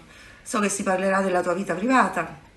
Io che posso dire che sei l'ultimo di 11 fratelli, quindi sei l'angioletto per tutti, e siccome la differenza di età non è tantissima tra te e i tuoi nipoti, noi ti consideriamo come un fratello maggiore. Io in particolar modo perché so che tu con mamma avevi un rapporto speciale e la consideravi la tua seconda mamma. E con i fratelli si litiga, si fa pace, succede.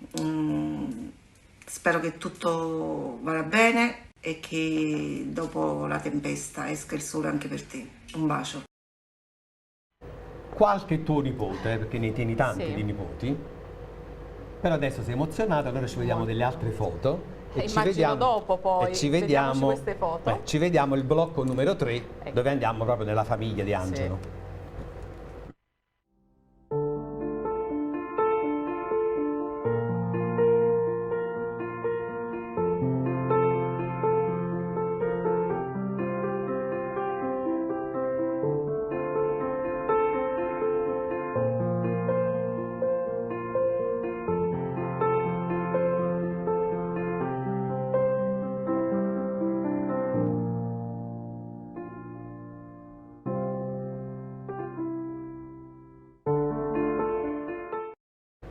E ci vuole adesso l'ultimo saluto, il numero 1. Vai.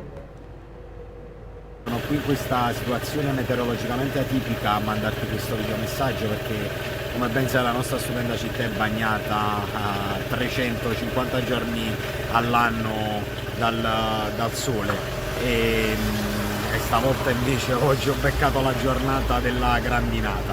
però nella situazione che mi ha sempre contraddistinto c'è la semplicità. Ho appena finito di lavorare e non potevo astenermi nel mandarti questo breve videomessaggio, e anche perché, come ben sai, ho sempre guardato più al contenuto che alla forma. Per il resto penso che in un minuto non sarei stato capace di non essere banale a racchiudere tutto ciò che sento. Ti abbraccio e quella lettera che so che tu spedisci con tanto amore parlerà per me. Ti voglio bene. Ecco, adesso raccontiamo una bella storia e la raccontiamo anche a loro da casa, che si staranno emozionando insieme a te. Babbo, ti scrivo questa lettera per poterti dire tutto quello che forse non ti ho mai detto. Lo so, non sono di molte parole, non mi confido mai. A te, pur essendo il mio papà, non ti dico quasi mai ti voglio bene.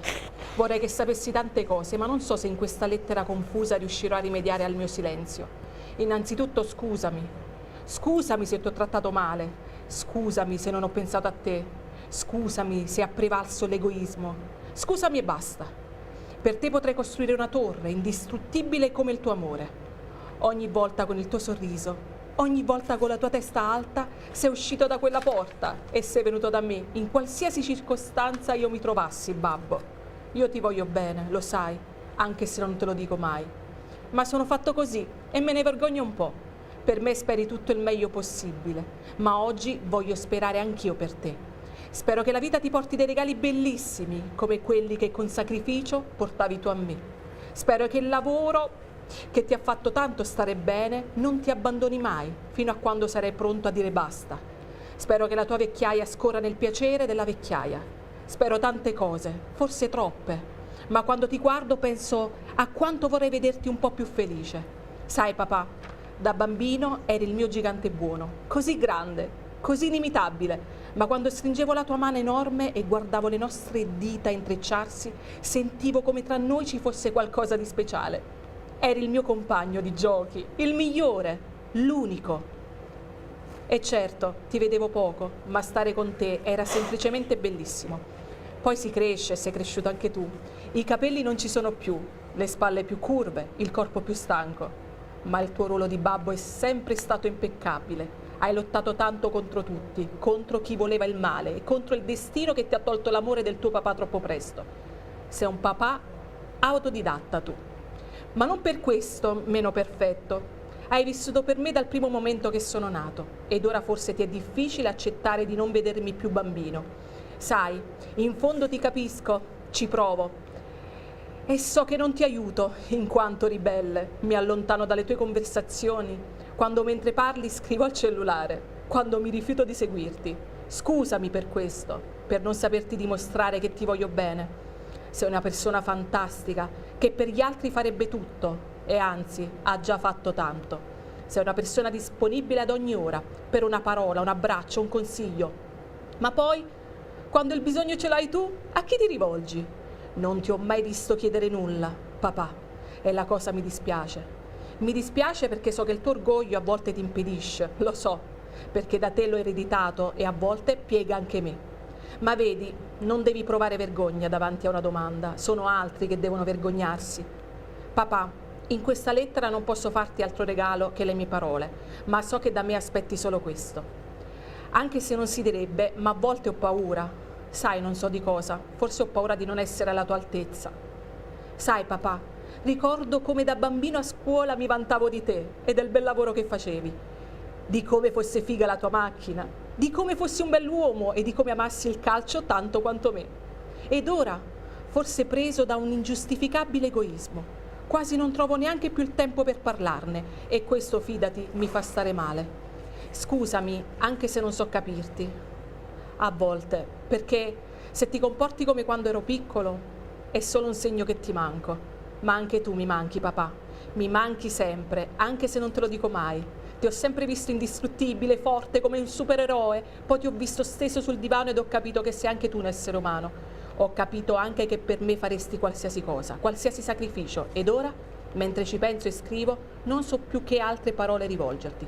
Sono pieno di grazie per te, che non mi ha lasciato mai solo, che per me trovi sempre tempo, per me rinunceresti a tutto, ma oggi, papà, voglio vedere il tuo egoismo esplodere, voglio vederti mettere da parte lavoro ed orgoglio e voglio vederti ridere di gusto, come ci hai abituato a fare, come non fai da tempo.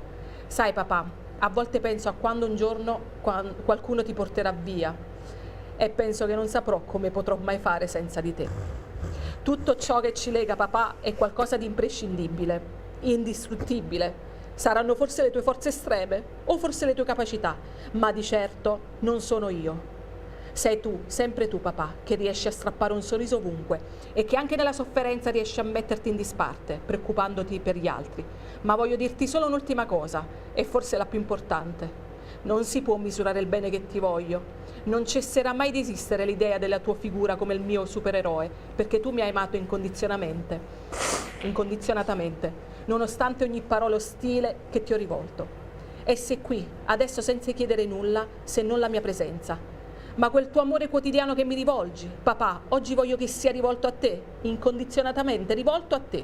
Quindi adesso ti dico, esci da queste mura, come eri abituato a fare, prendi la tua valigia piena di desideri e soddisfane quante più puoi, o quanti più puoi. Fallo per me, fallo per il figlio che tanto ami e che vorrebbe almeno oggi vederti uomo e non solo babbo.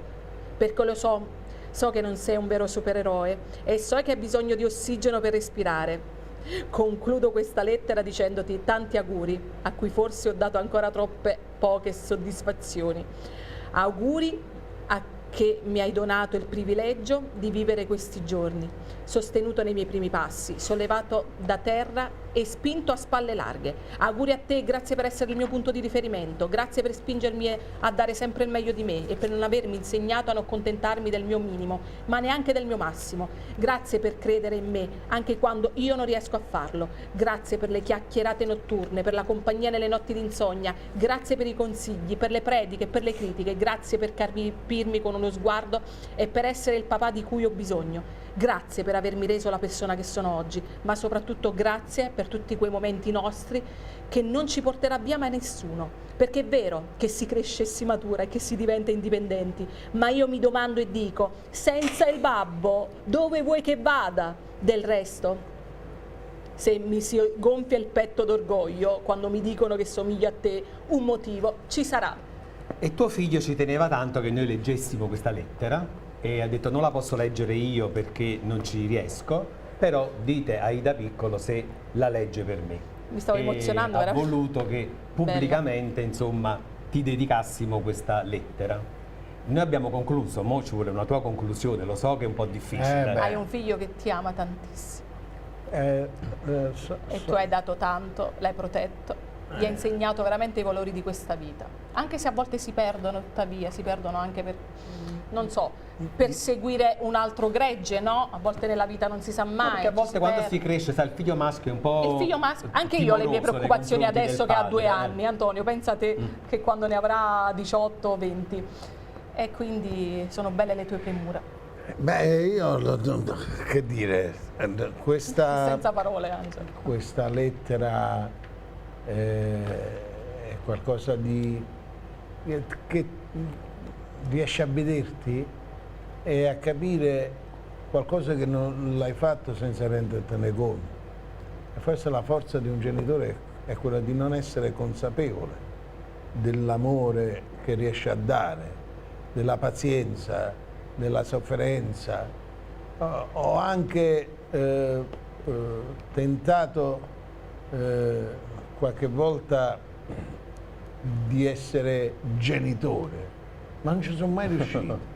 E attraverso questa lettera forse ero convinto di questo, non ci ho mai riuscito, forse inconsapevolmente l'ho saputo fare. Ecco, va bene, termina il nostro appuntamento, intanto purtroppo sono stata fin troppo bene, Antonio. Sì, siamo stati poi, appunto è passato un'ora e 45 in maniera molto veloce. Anche se nel salutarvi io... No, ci saluti, aspetta, perché poi dopo Ida ti fa l'ultima domanda. Io volevo soltanto ricordarvi che domenica prossima, domenica alle 21, ci sarà la replica, quindi per chi vuole rivedere o per chi vuole rivivere queste emozioni della puntata, domenica alle 21 ci sarà la replica. Ida, l'ultima domanda che facciamo di solito. Prima della domanda, mi stavo perdendo, perdonatemi, ma è stata una puntata toccante. Prima veramente. della domanda io voglio dire che Daniele, l'altro figlio mio, che artisticamente mi somiglia moltissimo, perché lui canta bene, recita bene, però per altre scelte non si è dedicato profondamente, ma veramente lo dico adesso non da genitore, da addetto ai lavori. Lui ha una straordinaria voce, canta benissimo e lui riesce a trasmettere amore, tanto amore, pur attraversando momenti difficilissimi della sua vita. Ed è una persona che è riuscita, ed è il collante di questa famiglia, è proprio mia moglie, che all'età di 14 anni, io di 16, sono quasi 50 anni che stiamo insieme, lei è riuscita a combattere stando a casa ed una volta ad una domanda di un giornalista, delle volte i giornalisti fanno una domanda anche a sproposito, siccome lei non era mai presente ai miei spettacoli e se lo era ma era nell'ultima fila, non ha mai amato stare, mi ha sempre lasciato la libertà. E siccome era la prima volta, proprio al Plaza, era la prima volta che girava questa voce, no, sta la moglie, molti pensavano che io tenevo una donna, invece è bellissima, ancora oggi ha i suoi 63 anni, è una donna bellissima. E questo giornalista stupidamente, era il periodo che avevo fatto Colpo Grosso, avevo fatto una tournée con le ragazze di Colpo. Dice, ma lei non è gelosa che suo marito sta con questa Monique di Colpo Grosso, con queste ragazze?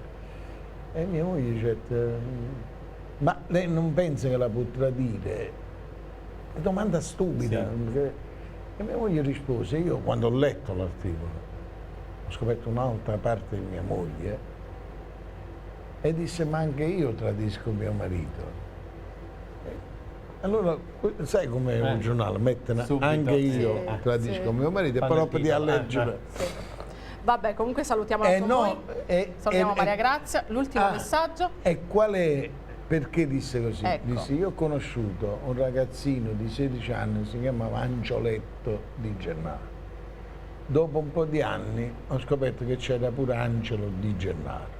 Io lo tradisco con Angelo Di Gennaro, quello misterioso che non so quando esce da questa porta dove va, cosa fa, con chi sta.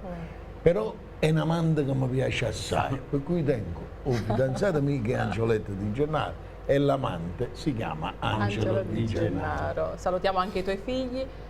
L'ultima domanda? L'ultima domanda che facciamo ai nostri ospiti è questa: come ti sei trovato ad A Tu per Tu? Guarda, io credo che se tu a tu per tu riesci a tu per tu, la vostra trasmissione, riesci a stare sereno ma nello stesso tempo pieno di emozioni, vuol dire che sei stato con delle persone che hanno dato possibilità di farti sentire bene, ma di non giocare a fare l'artista, ma tirare fuori l'uomo che si nasconde spesso dietro all'artista. Grazie Angelo Di Gennaro per essere stato con noi, grazie a tutti. Grazie per averci seguito, buon proseguimento di programmi, la replica domenica e seguiteci sempre a Ovviamente ringraziamo sempre Babba Re, il nostro liquore al gusto di Babà, ringraziamo tutti voi, grazie Angelo, il nostro editore Angelo Ciero, Renato De Carmine, il direttore artistico. Mi raccomando popolo, seguiteci sempre, seguite questo A Tu per Tu su Parterre. Grazie Angelo Di Gennaro. Ciao, grazie Angelo.